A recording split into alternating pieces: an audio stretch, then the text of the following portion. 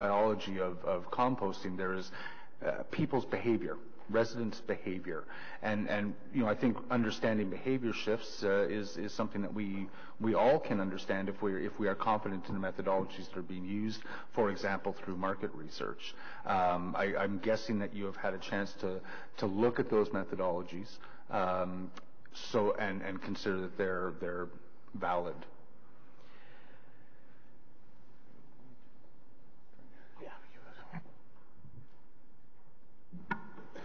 Just as in that specific case, when we had them rerun the numbers for us, what we did is we actually brought it back. I think it was to go from, let's say, a 38% based on no plastic to a 42%. So only a 4% increase, and that, with those numbers, that was still sufficient to make the business case work, to support the option that we're moving ahead with. So it didn't take a great, to us, it didn't seem to take a very large leap to make that, to make the numbers still work.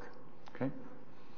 Let's hope if this decision or this new contract is audited a few years from now, that we won't again be shown to have been too optimistic with our projections. Thank you very much, Chair. Thank you. And Councillor Kadri, you had a question. Thank you very much, Mr. Chair, for accommodating me ahead of a couple of the speakers. I do appreciate that. Just a question to Mr. Hughes. Mr. Hughes, do you have any concerns today in terms of the contract being sole sourced versus previously in the old contract? Because I know that was partly one of your concerns at when you did the report on it. Thank you, Mr. Chair. Our concerns about the original contract remain. This is an amendment to that contract, and that's probably it's my understanding that the city solicitor sees this as an appropriate tool to amend a contract where both sides wish to make some changes. The contract already exists. We expressed our concern on the original contract. This is an amendment to that contract. The fact remains that this is the contractor the city has dealt with since the inception of the program.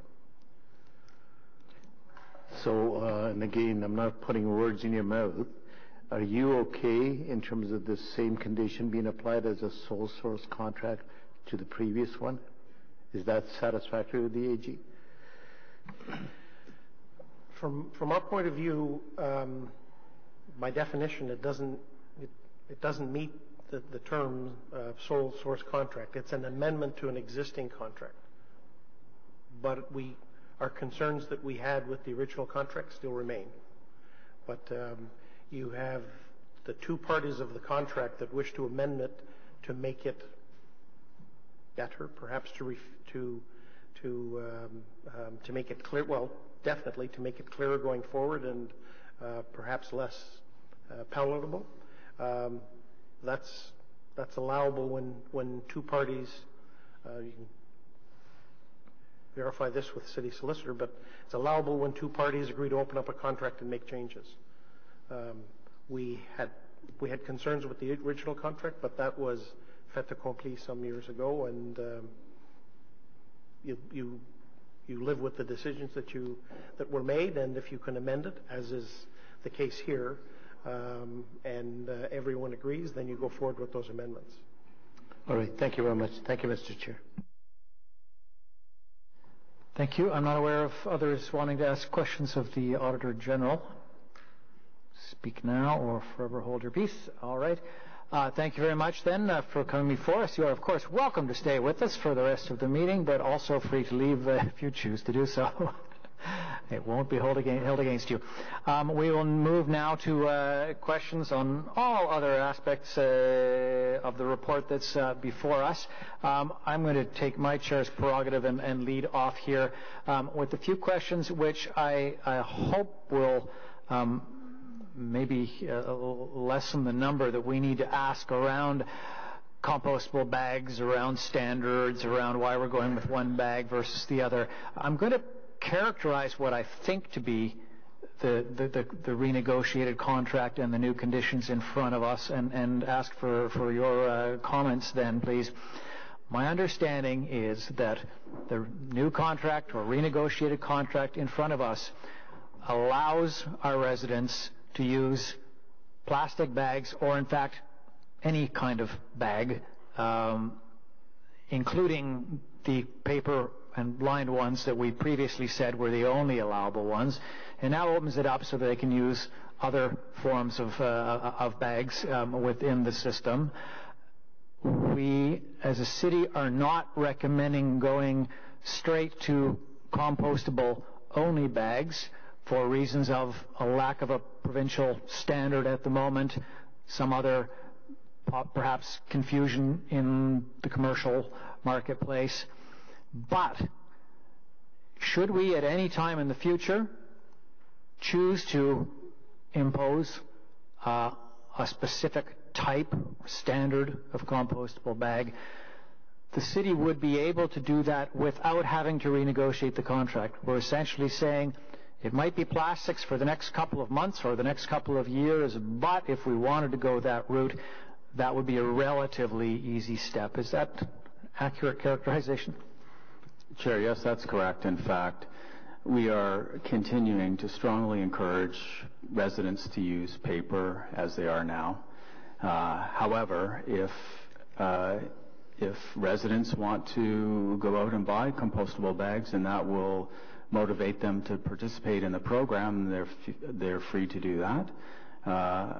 But if they're motivated to participate in the program to use plastic bags or some of the other types of bags that we showed up on the slide, they're certainly free to do that. The overall goal here is to drive participation in this program, and that's the way we've developed it.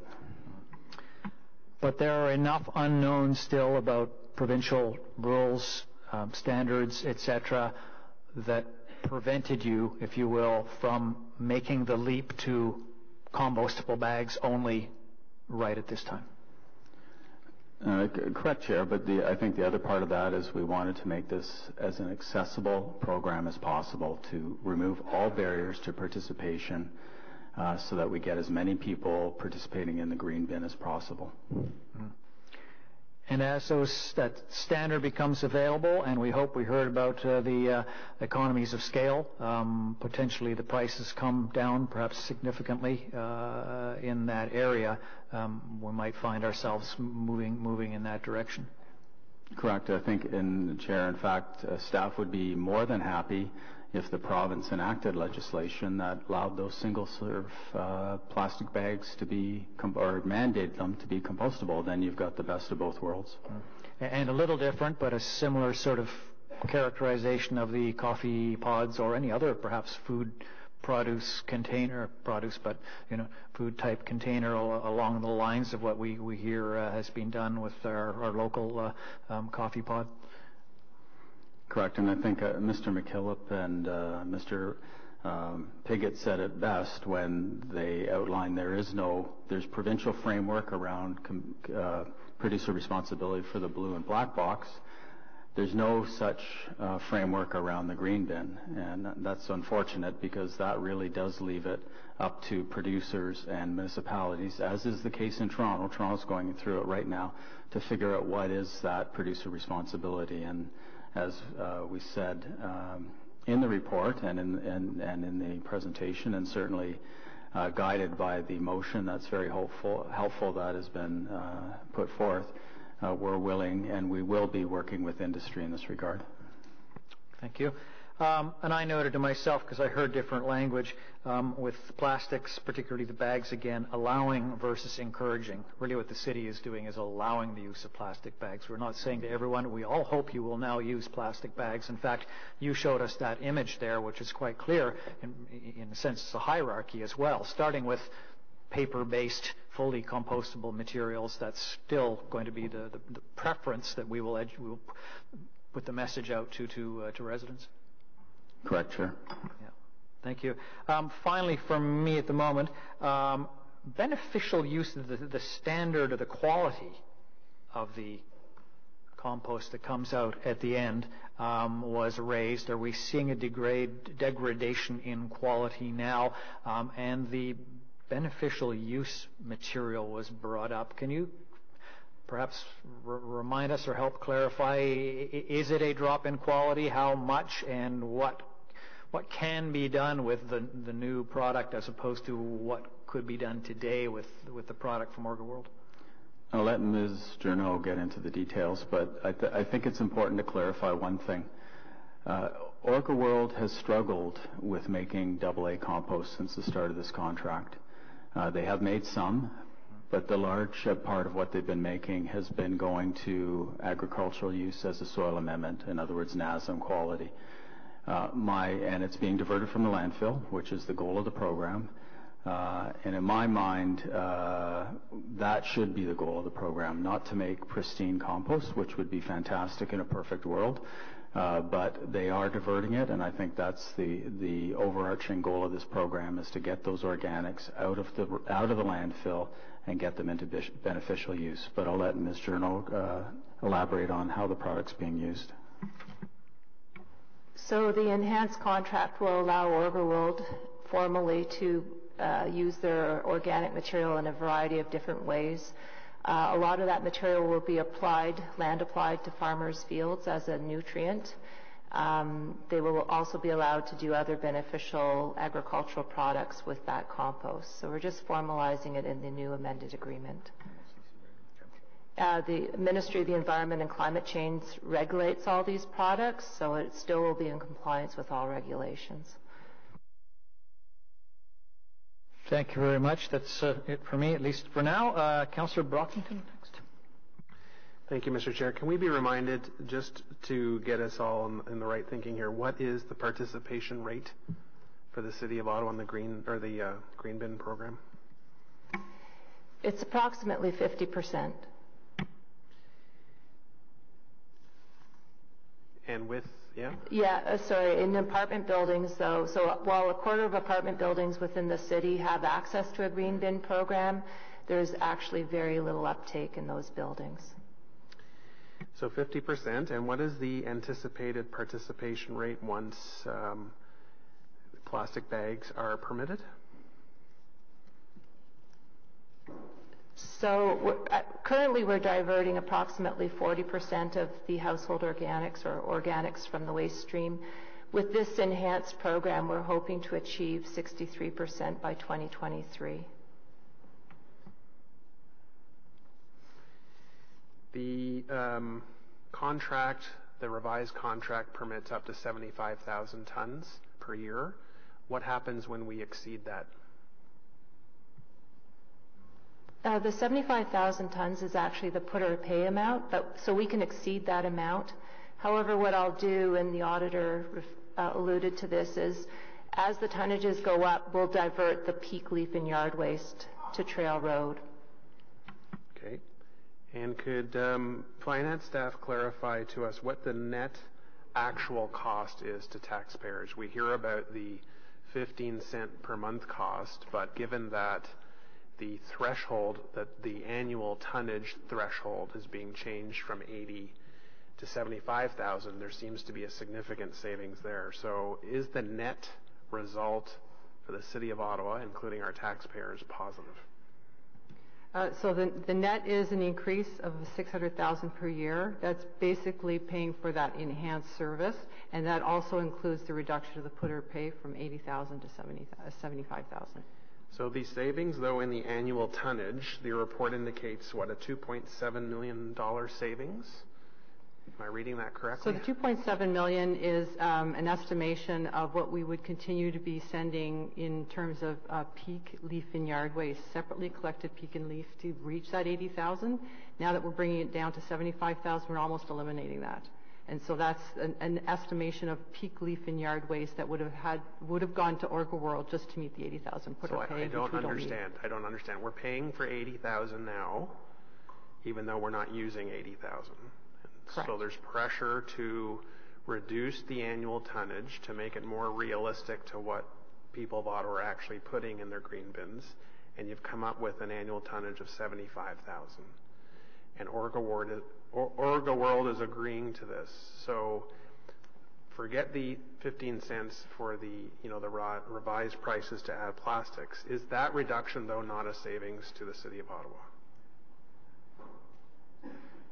So yes, reduction from 80. So if we ignore the enhanced service, in 2018 we're going to save $360,000, which equates to $500,000 in a year, just moving from 80 to 75. And over those multiple years, that's how you get $2.7 million.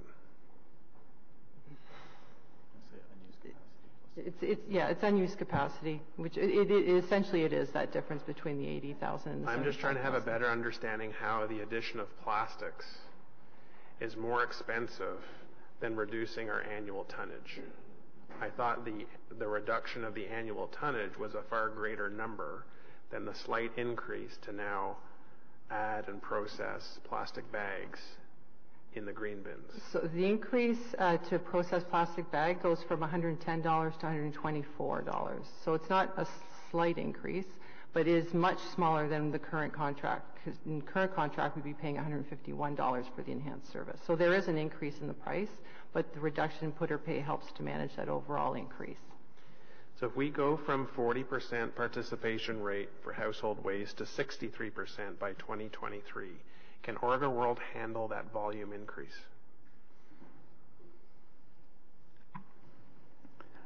Chair, as we go along this contract, as Marilyn had mentioned, we'll start to hive off more leaf and yard waste to trail, more kitchen waste to Orga World. The collection contracts are going to be retendered in 2020, and there has been some discussion here today about why would you send any leaf and yard waste to Orga World? It's expensive.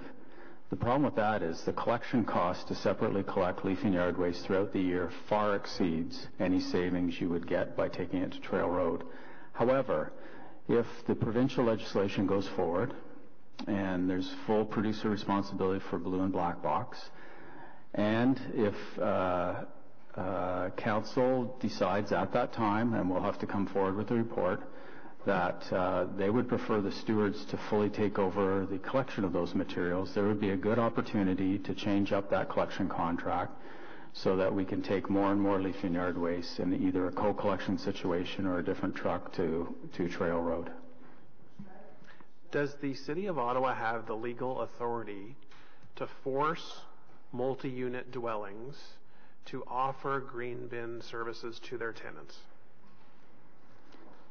Chair, I'll get legal to chime in here, but I believe we would have the authority to make it a mandatory program as a condition of garbage pickup through the bylaw. Sorry. Yes, essentially that's correct. So why have we not done that?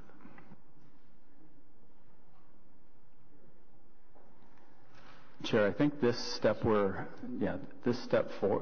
we're taking here today really reduces the barrier to participation in multi-unit buildings. I think the old program, the way it was set up, creates a barrier for participation in multi-unit buildings. So I would expect once we get this program in and we start going to multi-unit buildings and getting bins in multi-unit buildings, encouraging their participation, in fact, trying to be very positive, using education to get them there, see where we land, and we will be coming back with a strategy, an Ottawa waste strategy, probably in the early next term of council, and we may be suggesting some of those measures in that strategy.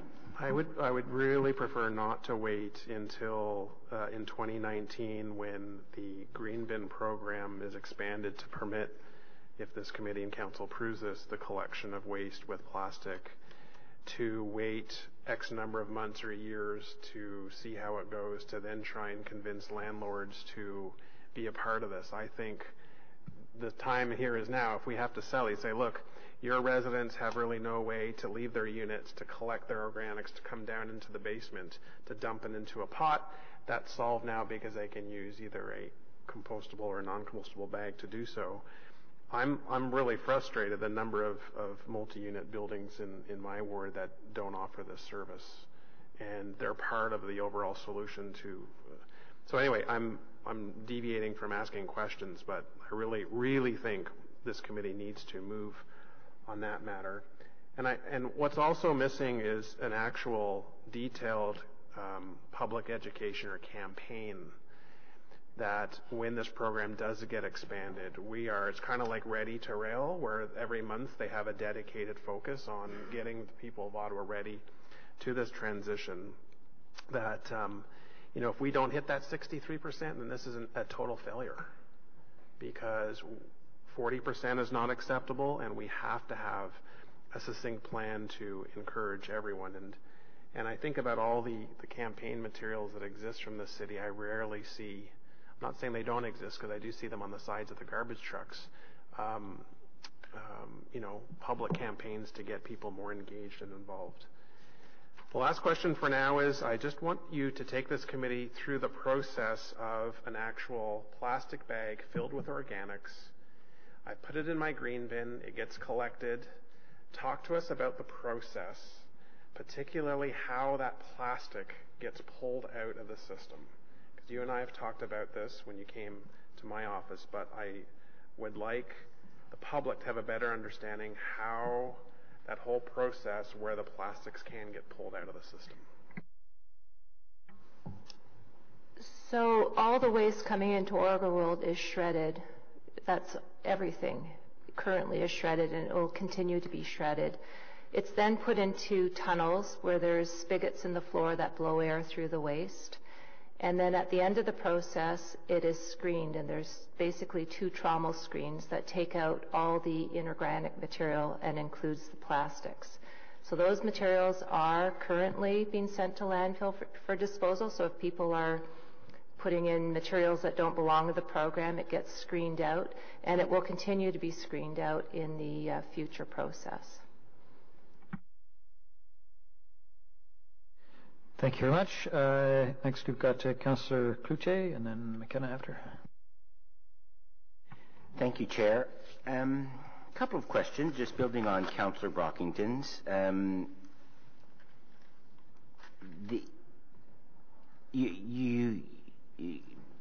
Wiley, you had said that, or someone said that only some of our compost is AA quality. Do you have a percentage of what is AA quality and why? That is a part of the dispute with OrgaWorld, is their inability to produce AA compost. To my knowledge, they have produced virtually no AA compost as required in the contract. So this is a negotiated outcome, so we're allowing them different beneficial use products as an alternative to the AA. But they are also going to give us 2,000 tons per year of AA compost out of this process. Is that because of their technology or because the incoming feedstock is contaminated? The AA has nothing to do with the feedstock. It has to do with the length of time it stays in the plant. And so the AA compost is a stable product, and it takes a much longer curing period to achieve that stability. It's their procedure. They don't leave it in the plant to cure or ferment or whatever. Cure. Okay. Do other municipalities allow plastics in their green bin programs in Ontario? Do any? Just about every municipality in Ontario allows plastics, but a lot of them only allow biodegradable plastics. So Toronto and York region allow plastic. And they have a methodology, they have a supplier that, like OrgaWorld, will by some way shred it out or eliminate it? Some of Toronto and York's material goes to the OrgaWorld facility in London. And do they use the same technology as OrgaWorld Ottawa? That is correct. Okay. How much of the plastic is removed in Toronto, in London? How much of that plastic is removed? Is it 99%? Is it 90%? It's hard to compare the two programs because in Toronto and York they also allow hygiene products and diapers, and that is a significant portion of the material that is removed along with the plastic bags. So I believe the diapers form over 15% of their residual waste stream. To be removed so that it could be beneficial use compost? No, those products are sent to landfill for disposal. Oh, I'm not aware of the type of products they're producing in London. I'm sorry, I'm not familiar with their plants' outputs. Why are we only talking about dog waste? Is it in fact animal waste, no matter what the animal is? So our existing green bin program already includes kitty litter, Yes. which includes animal waste, as well as animal bedding, which would also have animal waste in it. So this is just a supplementation to the existing program by allowing in dog waste. Okay. I'm just going through operations. From a weekly, how much, when we changed to bi-weekly garbage pickup in 2012, how much did that increase our diversion rate? It went from 42% to just over 50% on the curbside. And are we compliant with provincial regulations at that level? At the time, the target from the province was 60% diversion.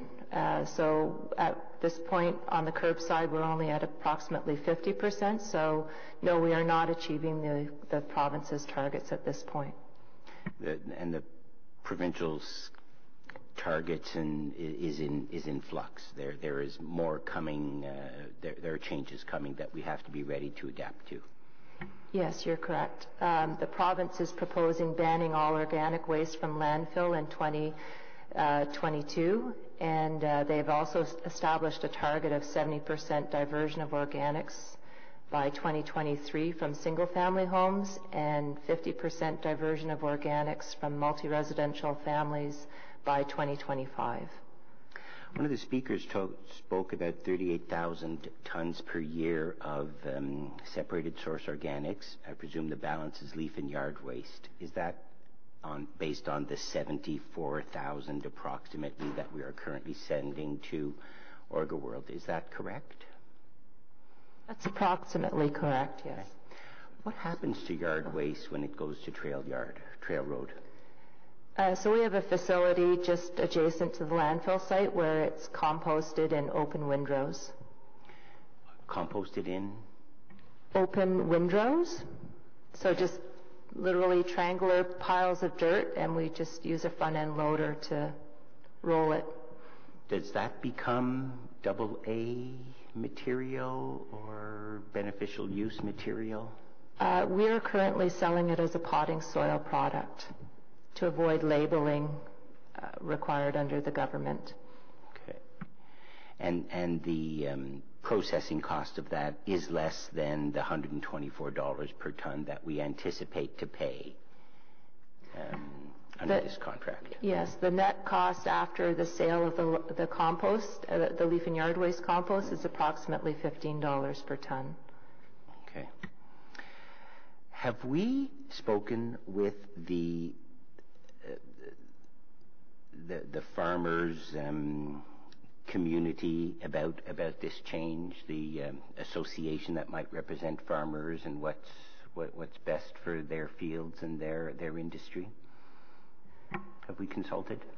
So NASM is a well-used product here in Ontario. So certainly the organics framework from the Ministry of the Environment actually encourages products like NASM to be used on agricultural lands. So we know that the local farmers like this product and they're used to using it, and they've had no issues with it. Talk to me about the change, and you're informing me that most of it is beneficial use, and I was under the assumption that it was AA and that we were reducing the quality. Is there a price difference to sell it? Is there a market? What is the difference in the price to sell? So the contract with OrgaWorld actually requires them to market the material, and they receive all the benefits of that market. So to tell you the truth, I'm not really that fully aware of what the value of those different market materials are. So that is, we pay them and they process and they get to sell the product at whatever. You're correct. is there a market difference in the? Is there a robust market for the beneficial use material? Will somebody end up having to sit on this for? Is there a market for it? Definitely. So currently the city puts biosolids, approximately 45,000 tons per year of biosolids as a NASM product on agricultural land, and there is a waiting list for that product. So farmers are very used to receiving this type of material and actually love it. So we'll be able to, whatever we produce, whatever is produced can be used? Yes. Okay. Over to the educational component, Councillor Brockington's touched on it. Our participation goal is 63%. Will you be able to take us through briefly how we got to that?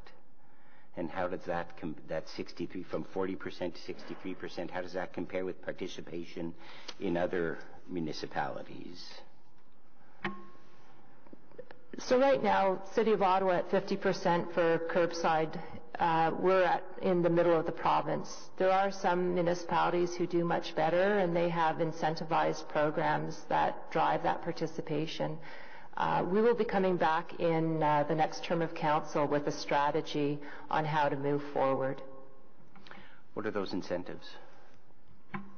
So in other municipalities, they've used programs like Clear Bag, bag limits, Tag a Bag, or containerized programs where you pay based on the size of the container. So it's not the gentleman, Mr. Edmund, used coercion. It's sanctions. It's a financial incentive to participate. Okay. How much do we spend on the educational component? How much do we spend promoting reduce, reuse, recycle compared to other municipalities on a per capita basis? Do we invest in educating our residents about the benefits of their civic duty? Our current budget is $280,000. However, we're leveraging the savings that we'll achieve in 2018 as a ramp-up period of about $360,000, and then we're going to be putting forth another $330,000 next year to get the program going. That's in addition to the 280, which would be about $610,000. I can't speak to what other municipalities are doing, but maybe I could get our colleagues in corporate communications to elaborate a little bit.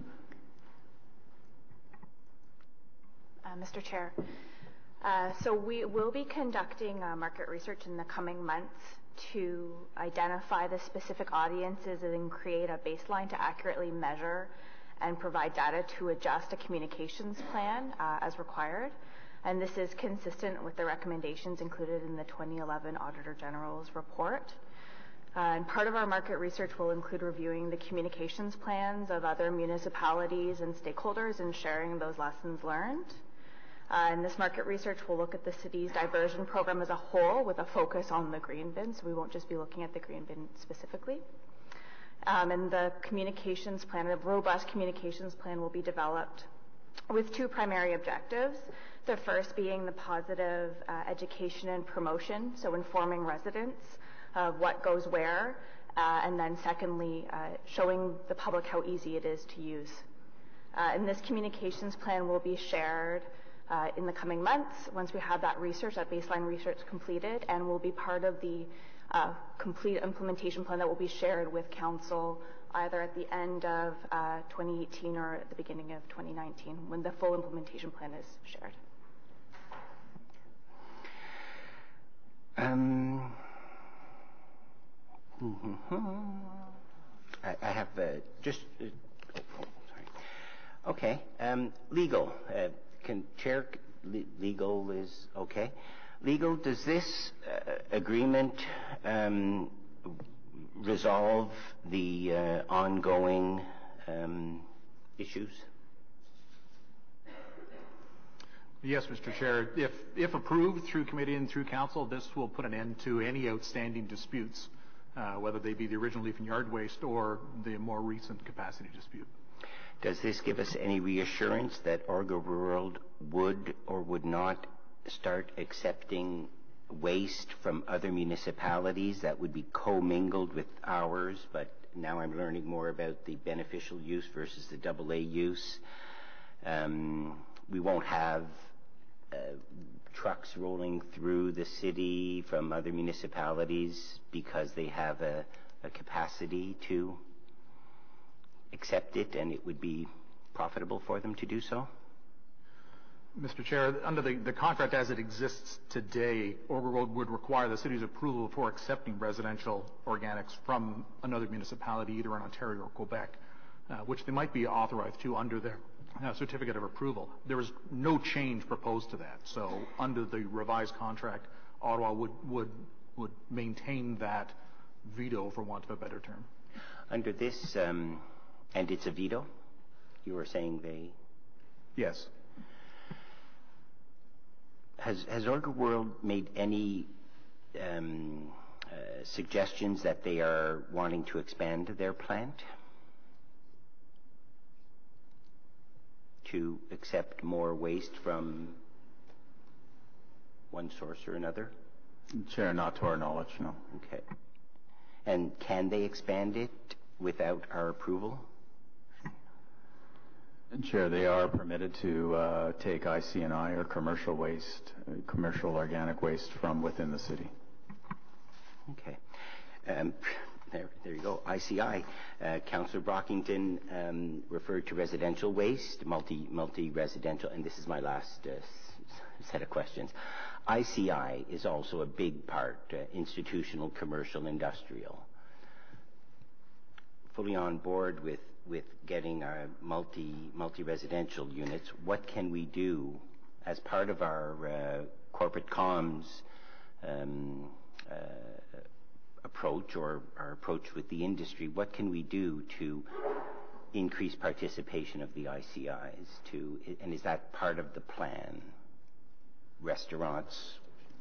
Mr. Chair, yes, so the provincial organics framework actually specifically addresses IC&I waste, and they also have targets that they have to achieve, which is 50% diversion of organics.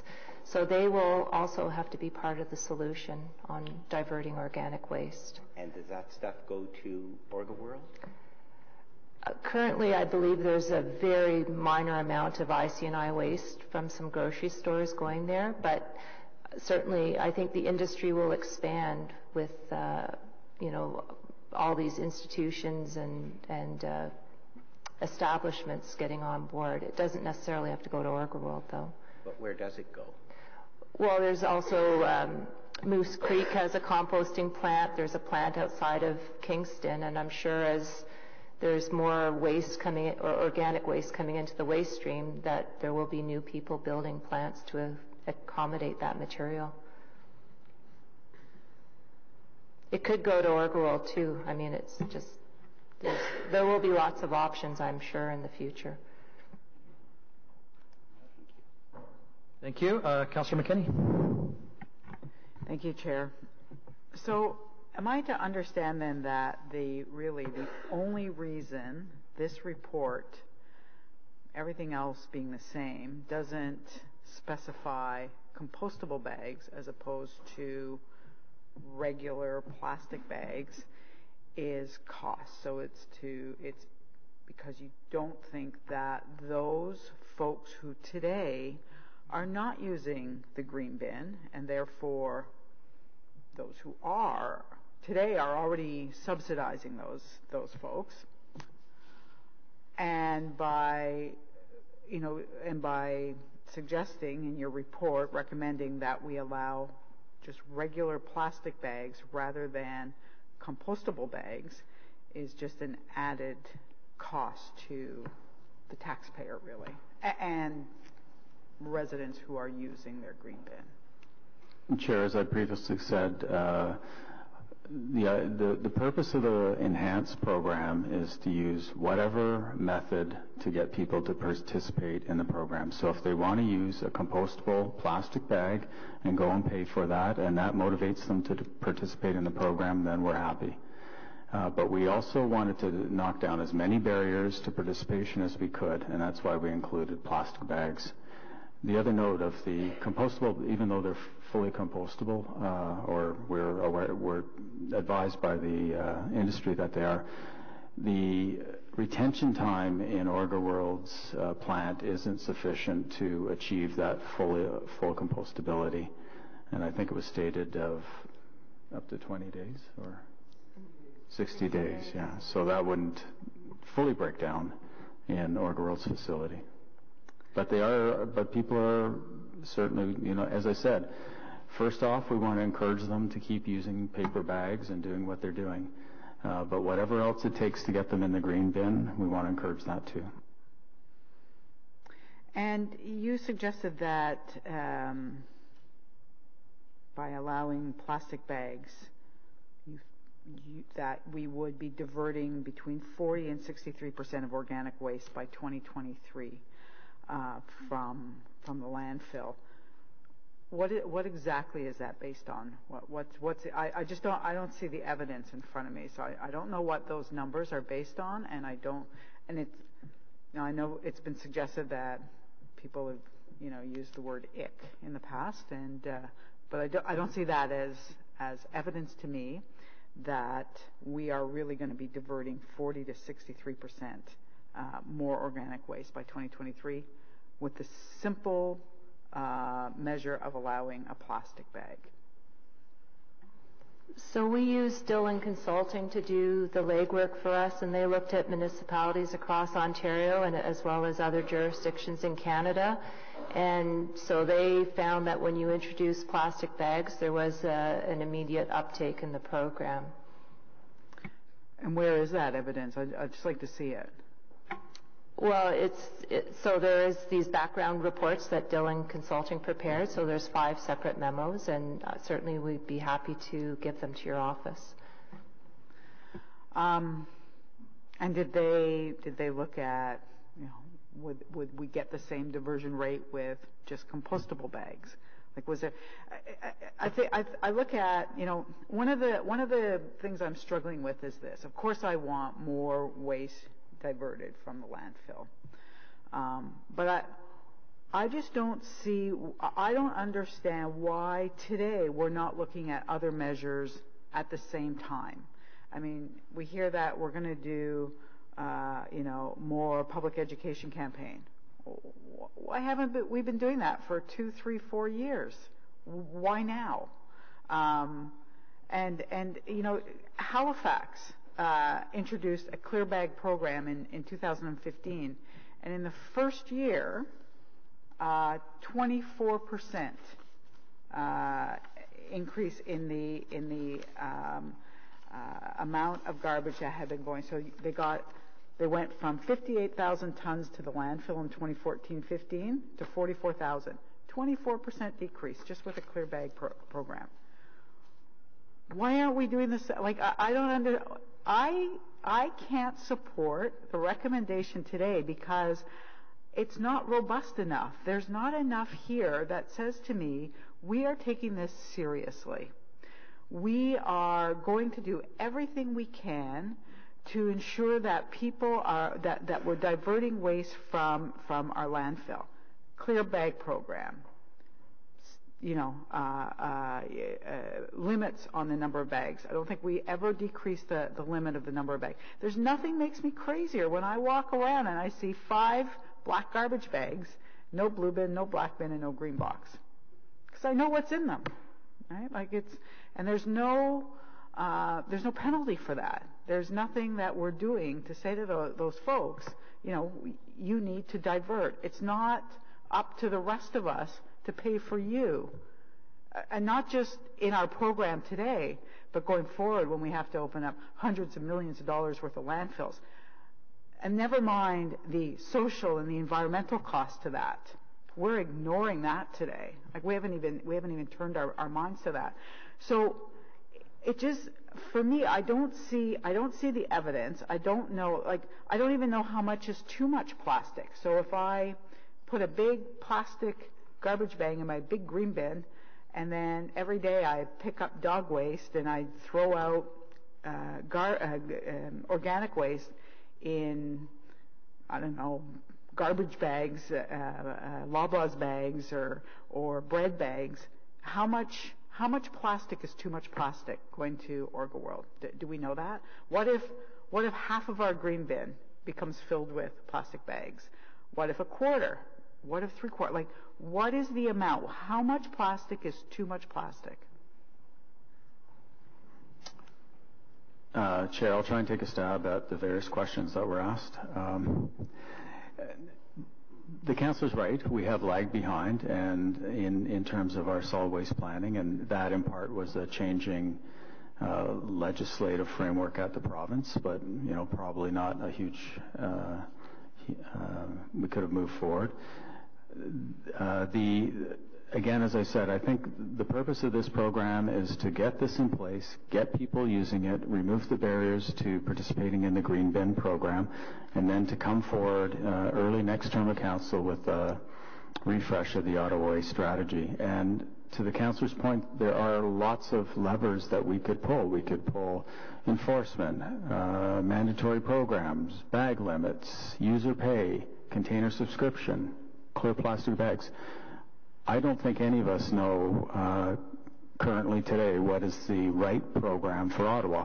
All those programs have downsides too, in terms of illegal dumping, etc. So I think we want to do our due diligence. We want to get this program, this very positive program that removes barriers to our residents, in place, get them up, get them used to using it, and reinforce positively the use of the Green Bin program, and then come back in the next term of council with a well-thought-out plan that has actually been consulted on by our residents.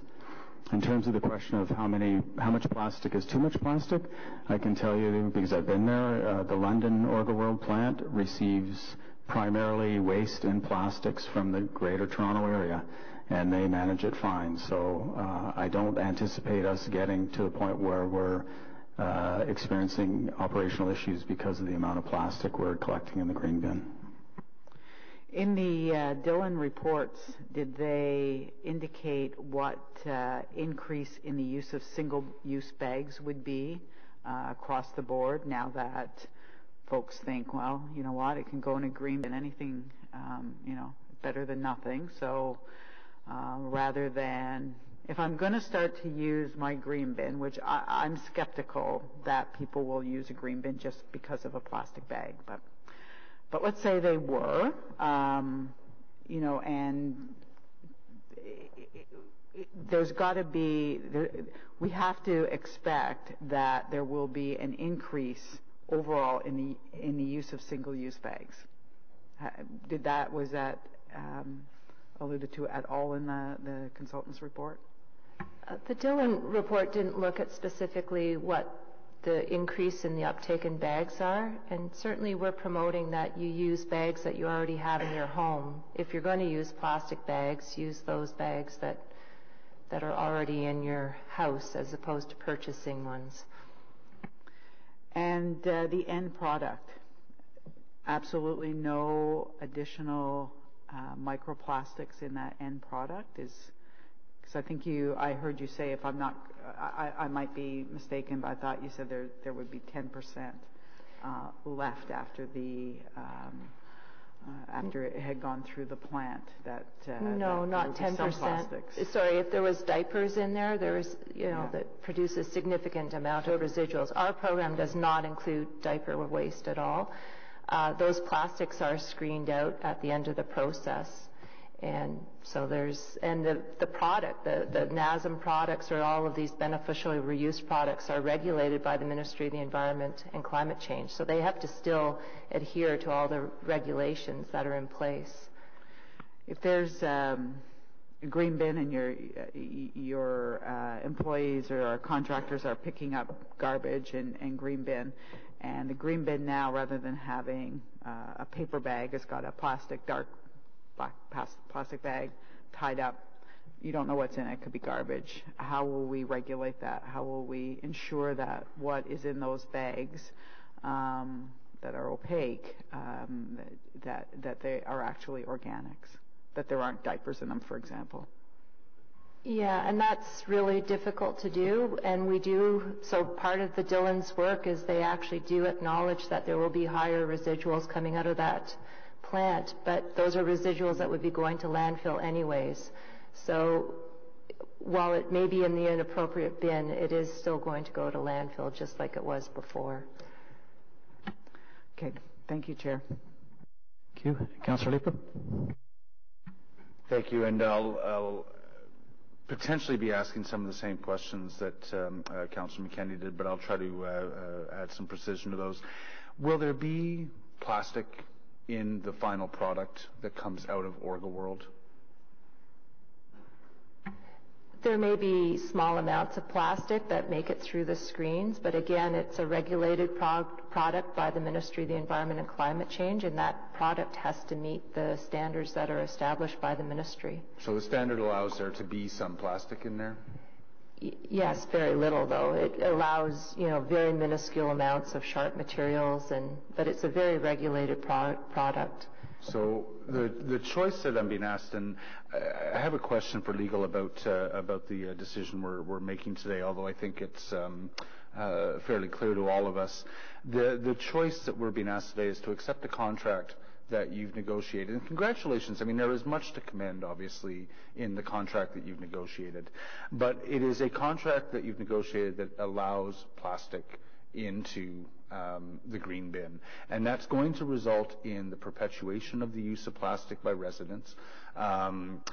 It provides a bit of a virtue to some of the single-source bags, where somebody might be tempted to stop using those bags, the tea bags from the store, and bring their own reusable bags. Now they're thinking, well, you know what, I can reuse that bag and put my compost in it, throw it out in the green bin. It perpetuates our use of a product that is, ultimately killing this planet in terms of the resources that are used in the manufacture of those, the fossil fuels that are used, as well as the way the plastics find themselves in our waterways. And the plastics at the end will find their way into our waterways. You've said that we're going to have some plastics in that waste, in the hopes of the trade-off, which is that we're going to boost participation rates in the green bin program. I haven't heard, I didn't hear an answer that was good from you in terms of whether or not the boost in diversion rates would come whether we specified that it be compostable plastic bags or compostable bags versus the others.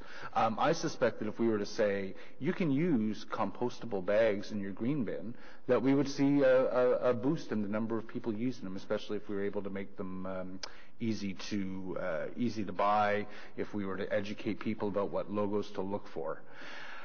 So I'm really concerned about the choice we're being asked to make, one which is based on, I don't think, enough evidence, certainly not the evidence we've seen, and the other choice which is to see the perpetuation of the use of plastic and more of that finding its way into our environment. From legal, if we were to, as a council, say the only bags that we're going to allow into the stream are compostable bags that adhere, for example, to the BPI standard, I think I've heard you say that that means that we have to go back and renegotiate the contract? Mr. Chair, what's in front of the committee and ultimately in front of council is the entirety of a package. I think there are a number of questions that come out of the way that that's been framed in terms of, again, the package is right now the inclusion of plastic bags, compost in plastic bags, the inclusion of dog waste. So two things come out of that. One, the analysis that underpins the recommendation that's been reviewed by the Auditor General is founded on the inclusion of plastics in their entirety. Should the committee and council ultimately reject the recommendation as a package, that, in my view anyway, that is the end of it. This package has been approved by the OrgaWorld Board of Directors, and it is that package in its entirety that is being presented in front of committee and council. If in some future time following a review of the program, the council decides that it's going to restrict plastic bags to only compostable, and again with whatever kind of operational challenges that might have with it, I don't think at that point you're going to be stuck with having to go back and renegotiate the contract. I think that can be implemented in the context of our ongoing dealings with OrderWorld. What would happen if council were to, in recommendation 2, remove the words plastic bags and? So if we were to remove the reference to plastics, so recommendation 2 says, including the expansion of the green bin program to include dog waste. What does that mean in terms of the discussions that we'd have to have with OrderWorld after that? Again, given that it is being presented in a package, that it is a fundamental element of it, I would consider, and I suspect OrderWorld would consider that to be essentially turning down the proposal that staff they're putting in front of the committee and council. So I'll staff, because you were the ones negotiating this deal. How much of a stumbling block would it be to getting a deal done if we were to say, you know what, we want to modify this contract, but we're only going to ask you to take compostable bags?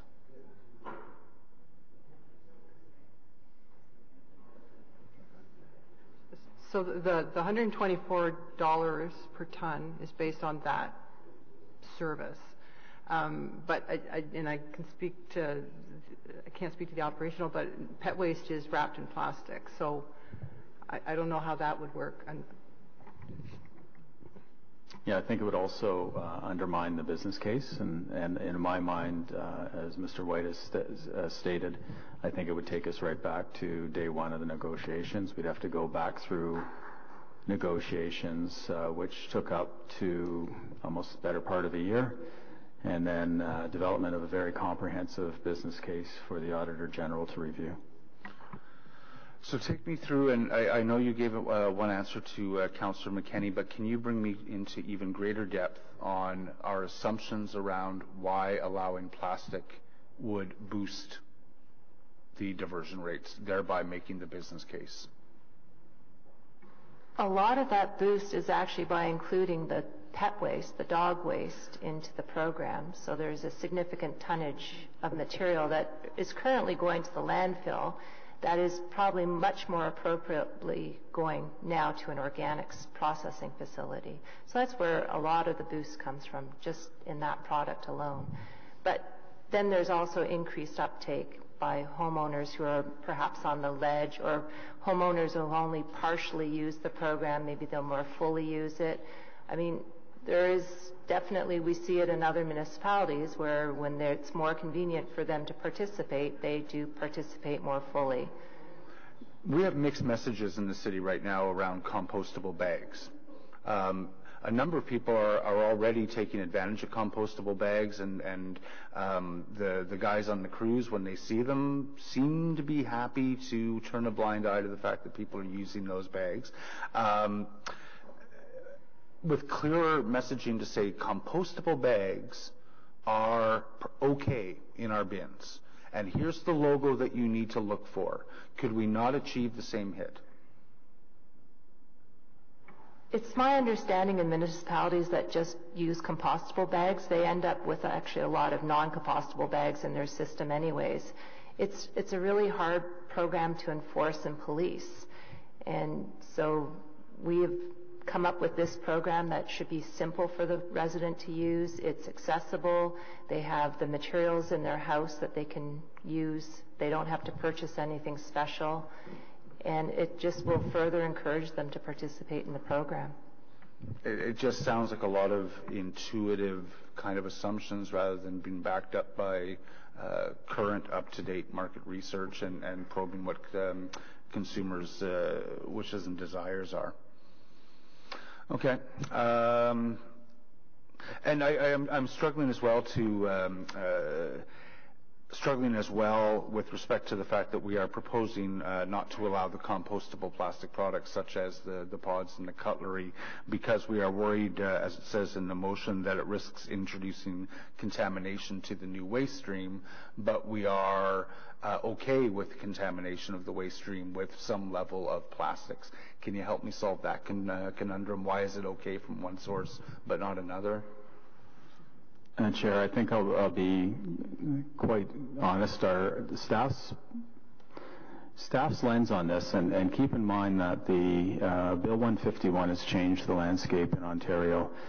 municipalities across the province have banded together, and they are negotiating currently with producers for inclusion of materials in blue and black box, and we're singing from the same song sheet.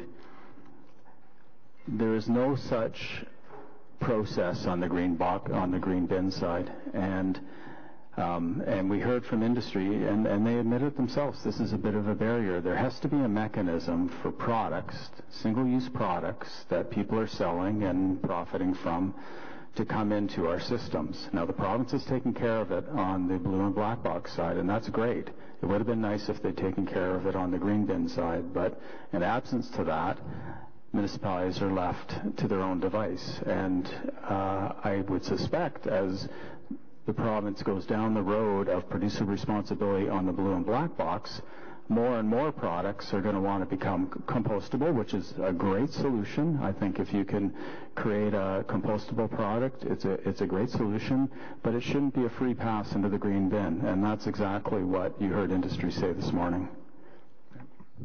And then finally, how do you react to the presentation by BPI? Because I've also heard that there's confusion around what standards are actually compostable, et cetera. What I heard from BPI was actually very clear and seems to be based on some rigorous science and methodologies. How do you react to what they told you this morning about the desirability of using a BPI standard to easily identify to consumers which products they should be buying?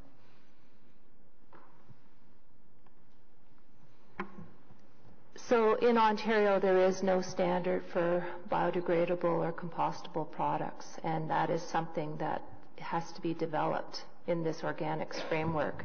So the province understands that there aren't any standards, and they are committed to working towards a standard. But in the absence of that standard, we're left open. But if, ASTM or ATSM, I mean, that is a North American standard. Why would we not adhere to that? A lot of it is the definition between biodegradability and compostability, and in our high-speed processes that most municipalities use here in Ontario, those products may or may not be compostable or biodegradable in our systems. Okay. All right. I'm not sure. I imagine that this will probably pass. It will pass council likely. But in the event that it does, what is, and I would prefer that it didn't, because I think we should be going back into them and talking about using compostable bags only. I'll be voting against this. But in the event that it does pass, what is the game plan to get us to some proactive measures that could eventually eliminate plastic out of the stream, using the clear bags, using the various different bans on organics? What is our game plan to develop a solid waste strategy, other than just we're going to look at it next year? That's our game plan. We'll be coming back to council in the next term of council with those exact types of strategies that you're referring to, early in the next term of council. Like in the first quarter, second quarter? Year one, how's that? Okay, we're hearing frustration around the table that it hasn't been dealt with in this term, and as a number of us have to go to the doors over the course of this summer, and we want to be able to talk to people about what our strategy is to increase diversion, to get plastics out of our waste stream, et cetera. So, all right, thank you. Thank you, Councillor Egley. Thank you, Mr. Chair. Sorry, I missed part of the question, so if I'm repeating something that somebody else has already asked, just let me know. So as I understand the proposed contract, there's nothing in the proposed contract that stops people from putting in compostable bags, correct? That's correct, Chair. So it's really a question of how we message what we want people to do. Whether we say we want you to use the bags you already have at home from your bread or your milk, or we want you to go out and buy compostable bags or what have you, correct? And I think our messaging, as Chair, as I've said before, is we want people to use whatever it's going to take to get them in the green bin. So if it's a paper bag, if it's a plastic bag, if it's a compostable paper bag, compostable plastic bag, that's what we want them to use. We're just trying to make it as wide as possible and as easy as possible for them to participate. Right, and I think one of the points you made was we have to bolster our education piece, and I'm wondering, because we do have an issue, admit it yourself, we're lagging behind. We do have an issue in terms of getting people interested and excited about using the green bin. Have we considered reaching out to some of our community or corporate partners as part of the education process? We already have a robust arrangement with GLAD for cleaning the Capitol. We've heard from GLAD this morning that they have a product that, not that we're in the business of selling somebody's product, but we already have an existing relationship with GLAD. We work with a lot of our large grocery chains in the city for other reasons and other projects. Have we considered some sort of leveraging those relationships to get the message out in a bigger and a broader way? And legal can chime in on this as well in case this is, proposing one business over another. But as I say, we have existing corporate partners. And is there a way we can leverage that and take your $200,000 and turn that into $500,000, if you will, in terms of the exposure and the messaging that we can get out there? And I don't care who answers it. We've got legal, corporate comms, we've got waste staff. But I mean, just have we thought outside the box in that regard? Well, I can start. Mr. Chair, I don't think Committee and Council run into any significant difficulties with encouraging, corporate participation in city programs or, encouraging corporate participation with particular messaging. I think if you get into, a situation where, as you say, you're recommending one product or one company over another or mandating a particular manufacturer, that's when I think legal would want to have a better look at Section 106 of the Municipal Act to see whether you're into a bonusing type situation that as you know, Council is not allowed to do. Mr. Chair, the communications plan that will be developed will include a number of different tactics, from everything from traditional advertising, social media, as well as working with stakeholders to create champions of the program and to speak to how easy the program is to use. So that will include both community stakeholders as well as others. And we're open to any and all ideas on that regard. Okay, thank you. I mean, I'm GLAD's still in the room, I think. So they're going to be providing bags for cleaning the Capitol. Are those?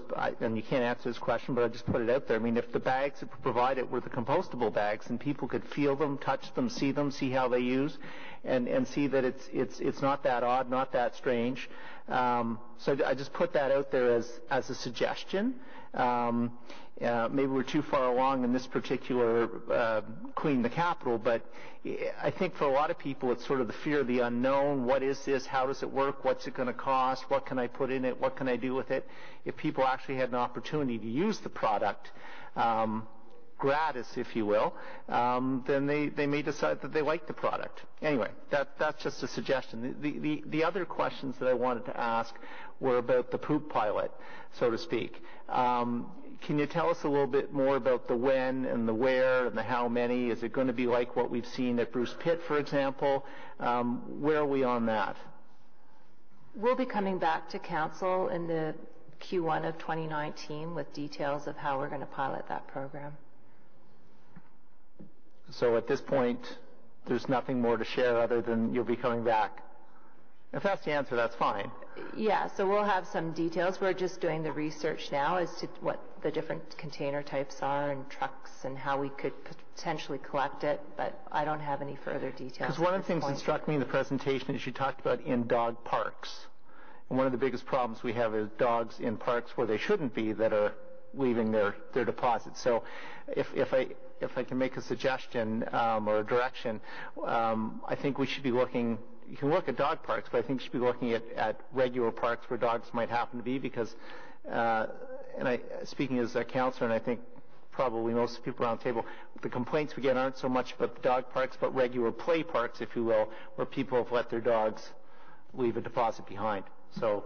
Yeah, I agree. We would like to look at a different, linear parks, multi-use parks, as well as dog parks. Okay, thank you for that. Thank you. At the moment, I just have 2 more speakers on the list. I was reminded by the chair of the Police Services Board that they need the room at 5 and need time to set up. I hate to curtail debate or even imply I'm curtailing debate, but I'm asking committee members that if your question has already been asked in 3 or 4 different ways, please consider not asking it in the 4th or 5th way. Councillor Shirley and then Brockington ahead. Thank you, Mr. Chair. Okay. Just a couple of questions that residents have written to me, and one is, can you explain why the City of Gatineau is able to have the program it has and we aren't, with basically the city doing the separation? Are you alluding to their pay-as-you-throw program or their no. green bin program? Their recycling program overall and their green bin program. So the province of Quebec has a provincial strategy, and so it's not just by the municipalities, so it's much more driven from the top down as opposed to the municipalities pushing up. Okay. Secondly, relating to the pod cups, whatever the official word is for them, I was asked if there is any possibility of having a separate bag in which people put the pod cups so that you don't have the confusion and sorting issue. So if they have a bag full of things that are not compostable, you just throw it out, separate it out. Councillor, are you referring to the plastic ones going into the blue box or the compostable ones going into the green bin? Yeah, I'm referring to compostable ones going in the green bin, and then the issue that was raised pertaining to plastic ones being put in there when they're only supposed to be compostable. So that the reason we can't accept compostable is the infiltration of the plastic ones into that stream, right? Well, I think there's a couple of reasons, Chair. As I said previously, we weren't party to the tests that have been done, so the city would like to do that, and then try and work on the producer responsibility piece of including new products into the green bin. But certainly, I think the councillor's hitting on a good point where a big part of the confusion lies on the labeling of the individual items. So potentially that would be one way to get across what's compostable and what's not compostable. All right, well, I will then move on to the question of people continuing to use their backyard composters. Presumably there's going to be some messaging on that, although you don't want to fragment the whole message. We have always encouraged people to continue to use their backyard composter. The at-home solution is always the best solution. Yeah. Okay, and then, so I guess, do you want us, well, he doesn't. I will save my comments until later. Those are the questions I needed to ask, though. Councillor, I'm only left on the list to ask a couple questions. If you have anything else, now's the time. Yep. All right. Okay. So basically, I understand Councillor Leeper's hesitancy about allowing plastic into the green bin. But I remember back 7 to 10 years ago as we were discussing this, and there were a group of us trying to get compostable plastic bags or liners for the big bin to be allowed into the program. And we were told back then that no, showing any form of support for plastic or even fake plastic would promote the use of plastic generally through the community and all other forms of use. And secondly, we were promised that if we didn't permit plastics or compostable plastic into the green bin, that the green bin would still have incredible take-up, and the take-up would not be diminished by the fact that people couldn't use plastic. But in the period from the start of the program to now, I've seen two things happen. One of them is at home. My family have become very dedicated green bin users. My daughter did a video on how to make a green bin liner and had over 30,000 hits, so did pretty well.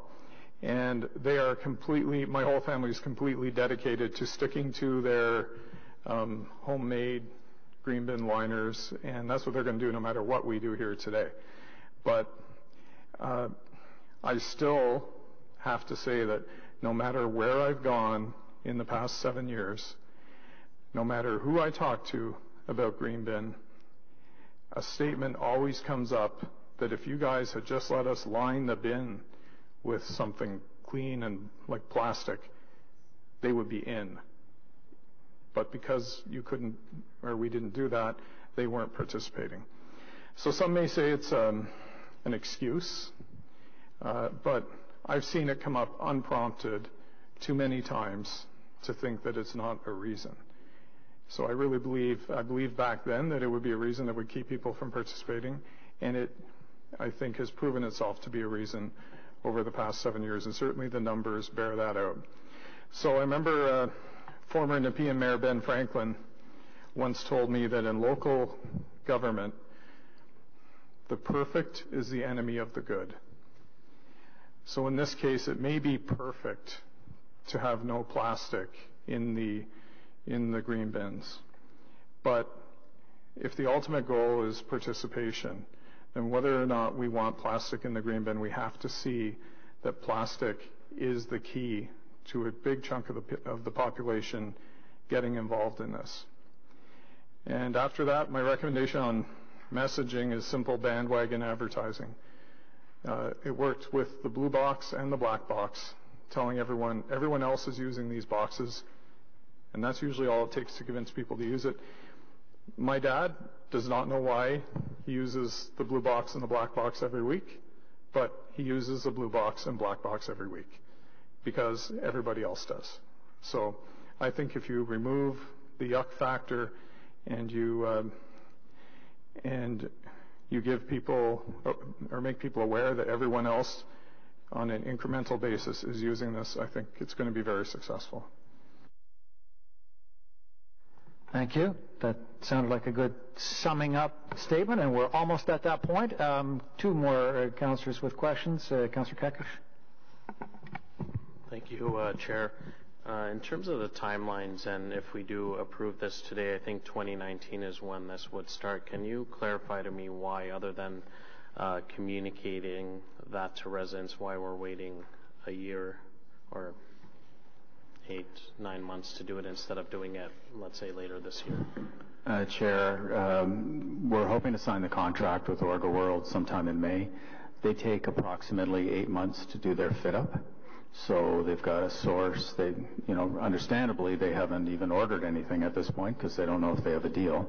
So they have to source the machinery, which isn't easy to source, and then they have to do their entire fit-up, including their air abatement system that they're putting in place. And it's also contingent on MOECC, I shouldn't say approvals because they do have approval to take the material now, but what they do have to do is go back to the MOECC with a plan to get that approved. So to be conservative, we said mid-2019 or 2019. Hopefully, optimistically, it happens before that, but that's the date we're giving today publicly. Okay. On the coffee pods item, I know Councillor Chernyshenko's motion includes direction about that in the future, but why aren't we able to, if some of those coffee providers label their pods clearly that you are able to do that, why can't we do this as part of this package now? Chair, a couple things. One, I think They've stated that they've done some tests that have been successful, but the city was not involved in those tests, and it is our program, so we'd like to be rest assured that what they say, they are fully compostable, that they are.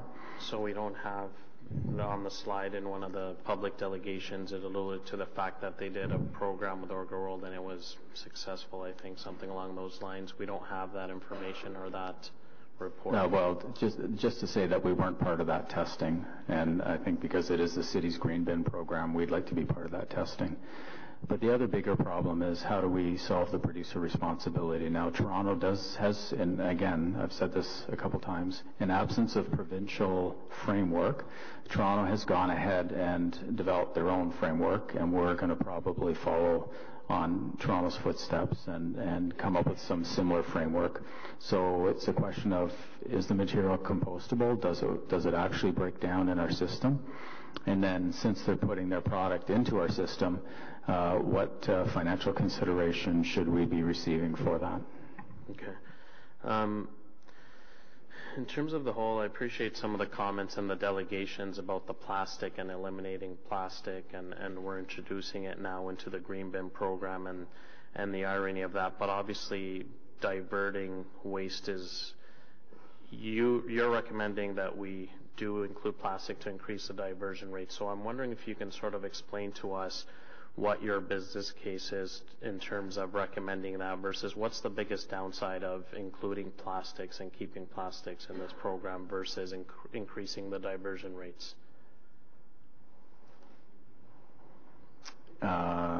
Chair, I'm not sure if I quite understand the question. What can we expect by putting dog waste and plastics in? So you're telling us to include, you're advising us, recommending to include plastics in the program so we get our diversion rates up, as opposed to trying some other things. So why is it a better thing to increase diversion and include plastic versus, try other things or wait for other things to happen than that? Why are you advising us to include plastics? What's the downside of including plastics into the program? Chair, I think the biggest positive benefit of including a wide range of materials residents can put their organic waste in, including plastics, is that they have complete flexibility to participate in the program by including a plastic bag that, as we've heard many times, they already probably have in their house. Pretty much removes any other barrier. It removes the yuck barrier, it removes the maggots in the bin, it removes the fruit flies in the bin, and I think it makes it very easy to participate in the program. So with that in mind, I think that's where we're getting the uptake in the program. Isn't there direction, and we've seen some cities already ban plastics. I think Montreal maybe has banned some sort of plastics in terms of selling them and that sort of thing. Isn't there provincial, are we hearing anything in the future that the province is going to be at some point banning plastics? And isn't that sort of, I don't know when that's going to happen, if there's any talks from the Ministry of Environment about doing that, but how do we square that, just to sort of play devil's advocate in terms of what some of the public delegations raised? Chair, I'll let legal chime in on whether we can legally ban plastics as a city, but I haven't heard... I'm not suggesting that we do that, by the way. I'm just saying that some of the changes that are happening and things that may happen at other levels of government as well. Yeah, I haven't heard anything coming out of the provincial government about banning plastics. What we have heard from the federal government is moving to more reusable and compostable plastic bags, which again, as I said, if they did that and regulated that, that would be perfect for our program, because people would have a cheap access to a compostable bag that they would be bringing home their groceries in and then using in their green bin.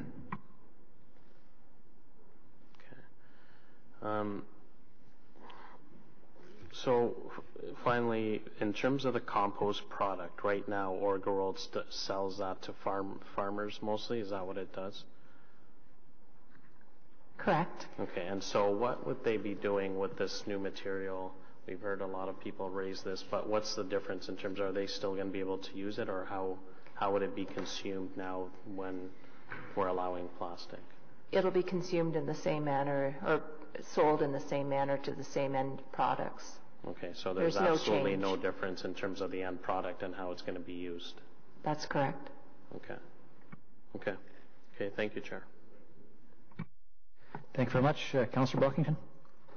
Just on the issue of the communications plan, will the committee be able to review and approve the plan before it goes out? I think it's going to be fairly comprehensive, and I would really like to see this committee provide input and blessing before it goes out. So what's the plan in that regard? Yes, Chair, we'll be bringing back the communication plan to the committee for the consideration. My concern with, just very briefly, what staff raised about, and they were talking about a positive education campaign, promoting it, easy to use, all very good stuff, but we're changing this plan because of a certain group, a subset of the city. They don't want to hear about the positives of this program. They've already heard it. They know how to use the bin. So we have to, it's almost like shock.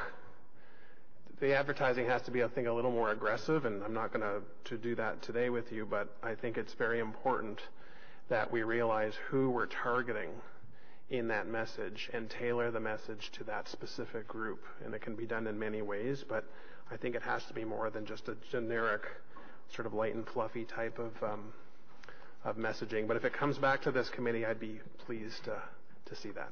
And that's it. Thank you. Okay, I think we've had a lot of comments verging on debate, though mostly questions to this point. So, of course, I will have to allow for any councillors who want to offer last comments or debate, but I would say only if you need to. If we don't have anyone at the moment that wants to, we have the motion that I read out at the beginning to work with industry that produce various products. Unless someone needs me to read that out again, or unless legally I need to read it out again, I would say on that motion, is that carried? Carried. Thank you. Okay, so I will sum up very briefly on what is a big issue and quite a wide-ranging discussion. I think the key message that that this report is delivering in terms of the plastics and the bags, and we have to remember there was a whole lot more to this renegotiated contract than just that, although those seem to be the, bad puns come out, sticking point. You can use plastic. You don't have to use plastic, and we prefer you didn't, but you can. And for people for whom that makes a difference, and we have heard from plenty that it does, I think it's a big step forward. There's a temptation to hold out for the perfect green citizen, but we have to recognize that that doesn't really exist. That person doesn't really exist, and holding out for that perfect behavior will often keep us from moving to where we want to go, moving the yardsticks forward. So as a caution, this report is not trying to offer perfection. It's trying to offer steps forward in a number of different areas, better value for the taxpayer in a number of areas, and meeting a lot more people where they are as opposed to where we hoped they would be. And I'll put in the past tense too. There were the expectations Councillor Shirley raised that no, we won't allow for liners because people will participate or should participate without it. Well, we have the benefit of years of experience now, and I think we have to be able to move to where our citizens are sometimes and not always expect them to be that perfect green citizen. I'll tell a very short story from about a decade ago in Switzerland, where I had a friend who was a waste management consultant. And they felt that they'd plateaued in terms of residents driving to the neighborhood sorting depot, which is quite common in European cities and towns, where everyone gets out of their car and puts everything in the 27 different carefully labeled bins that you have to put them in. And they had a consultant do a report which indicated that if you allowed people to put them at the end of the driveway and someone to come and collect them, that the actual diversion rates would go up. But they went to a referendum, and the referendum said, no, people have to drive them to the depot. And he tried to explain this to me. In the Swiss mentality, you had to make it hard. You had to make people work for it. This was a bit of a Protestant work ethic, if you will, that you need to show your neighbors that you're green and that you're making the effort. We could hold out for that. So that failed in the end, and they had to settle for a lower diversion rate and people continuing to drive. That's not a perfect parallel to where we are today by any means, but I think it is a bit of a warning that this idea that we've got to make people work for it and do more to qualify to be a good citizen, I don't think is good governance. What we're doing today is the opposite. It's saying we recognize there are obstacles. There are physical obstacles. There are people who don't have storage space. There are physical obstacles in terms of people's own ability to move things. There are stress and challenges in people's daily schedules that prevents them from being as good a sorter as they might want to be. There's transitory residents in the city, people who are not here for long enough to understand how it works in Ottawa and to do it right. There are those obstacles, and what we're trying to do today is to recognize that and remove some of those obstacles and improve participation in that way. So, in closing, as I've said, this isn't the report that solves everything, but it is a step forward. I encourage my colleagues here at committee to support this report, and I will, I don't think we need to call for yeas and nays. Do we, unless someone asks for it on this report? Yeas and nays. There we are. Okay. Councillor Brockington? Is that a yes or a no? Councillor Brockington? Yes. Councillor Cloutier? Oui. Councillor Leeper? No. Councillor McKinney? No. Councillor Middick? Yes. Councillor Moffat's absent with a good excuse. Councillor Kakish? Yes. Councillor Taylor? Yes. Councillor Shirelli? Yes. And myself, yes. 7 yeas and 2 nays. Thank you very much. You can't quite run away. We've got a couple of last things. I did not formally, I guess, get to receive the IPD item. So if that's received. We have no in-camera items. Any notices of motions? Seeing none. Inquiries? No. Other business? Motion to adjourn? Carried. Carried. Thank you.